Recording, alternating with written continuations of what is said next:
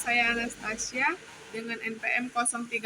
Di sini saya akan menganalisis data panel dengan alat analisis eFuse. Selamat menyaksikan. Kita akan menganalisis tabel 16.16 mengenai employment rate dan hourly compensation in manufacturing in the United States, Canada, and the United Kingdom tahun 1980 sampai 2006. Nah, soal untuk 16.14. Nah, di sini yang berperan sebagai Y adalah kompensasi dan yang berperan sebagai X adalah employment. Baik, langsung saja kita ke A. Secara a priori, apa hubungan yang diharapkan antara Y dan X? Mengapa? Secara a priori, hubungan antara kompensasi atau upah dan tingkat pengangguran biasanya dijelaskan oleh teori ekonomi klasik dan neoklasik. Nah, hubungan yang diharapkan adalah ketika kompensasi tinggi, maka pengangguran juga tinggi. Jika upah atau kompensasi terlalu tinggi, perusahaan cenderung untuk mengurangi jumlah tenaga kerja yang mereka butuhkan karena biaya untuk mempekerjakan pekerja lain lebih mahal. Lalu yang kedua, kompensasi rendah, maka pengangguran juga rendah. Di sisi lain, jika upah lebih rendah, perusahaan cenderung mempekerjakan lebih banyak pekerja karena biaya tenaga kerja lebih murah. Namun, ini tidak selalu berarti pengangguran secara absolut, karena pekerja mungkin tidak tertarik pada upah yang terlalu rendah. Dan ini bisa mengarah pada pengangguran sukarela, di mana pekerja memilih untuk tidak bekerja karena upah yang tidak cukup menarik. Lalu untuk yang B, estimasi model untuk setiap negara. Kita buka eFuse, kita siapkan data sudah saya ketik di Excel, lalu kita create a new eFuse work file.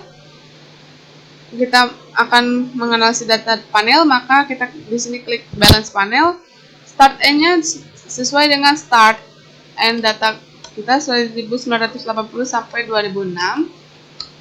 Lalu untuk number of cross sectionnya kita isi 1 karena hanya satu yang akan kita analisis satu persatu maksudnya. Lalu kita klik quick, lalu kita klik empty group. Kita ambil data yang akan kita analisis. Untuk negara pertama yaitu US.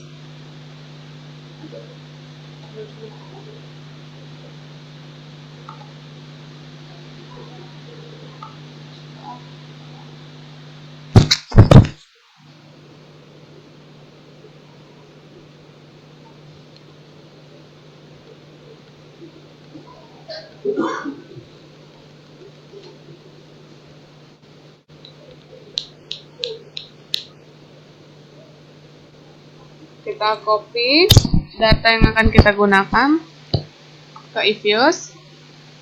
Kita paste pada kolom dan baris yang pertama. Setelah itu kita klik com, sambil kita klik CTRL, lalu kita klik UN, lalu kita klik kanan pada mouse. Klik open as equation. Kita pindahkan C-nya. Lalu kita klik OK.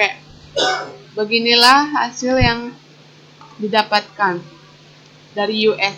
Untuk dari US, nilai adjust square-nya bernilai sebesar 41%, artinya kompensasi dapat dijelaskan oleh variabel unemployment sebesar 41%, sedangkan 59% sisanya dapat dijelaskan oleh variabel lain. Lalu untuk uji signifikan, nilai probabilitasnya sebesar 0,000 yang lebih kecil daripada 0,05, maka HA diterima, yang menyatakan bahwa variabel unemployment berpengaruh secara signifikan. Lalu untuk soal estimasi error komponen modelnya, kita buka eFuse. Error model sama dengan REM random. Kita buka work file, kita buka balance panel, start date-nya sama.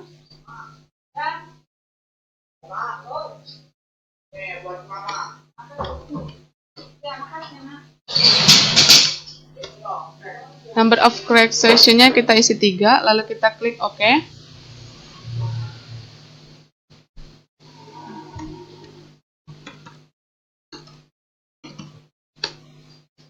Lalu di sini kita masukkan data yang akan kita analisis.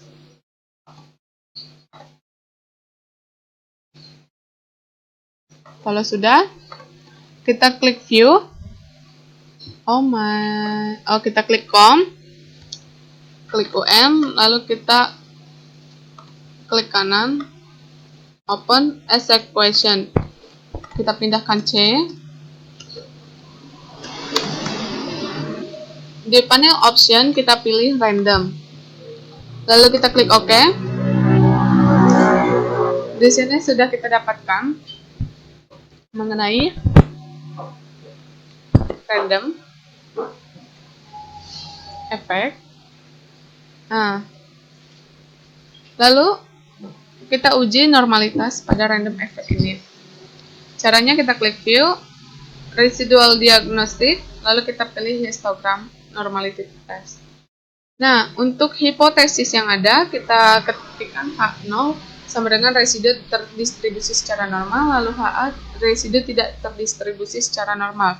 Dari uji normalitas di atas dapat diketahui nilai Jacques-Bera sebesar 1,027 yang artinya lebih besar daripada 0,05 yang berarti HA diterima, H0 diterima, dan HA ditolak. Artinya residu dalam data yang digunakan terdistribusi secara normal. Lalu yang F, manakah yang lebih baik, model FEM atau ECM? Untuk mengetahuinya kita gunakan Hussman tes Hussman. Sama seperti tadi, kita klik pada data yang sama, kita klik com dan UN sembari mengetik CTRL pada keyboard, lalu kita klik kanan open as equation. Kembali kita pindahkan C.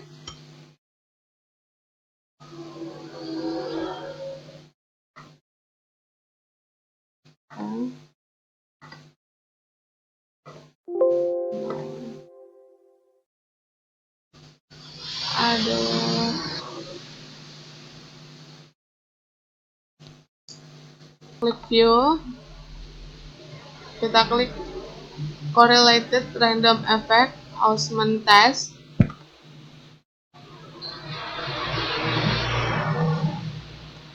Nah,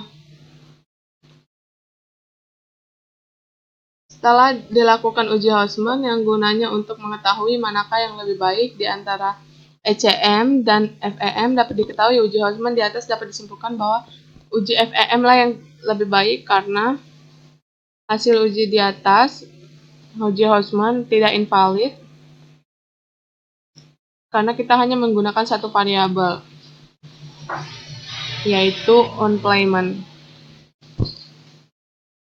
Sekian dari analisis yang dapat saya lakukan. Kurang lebihnya saya mohon maaf. Terima kasih.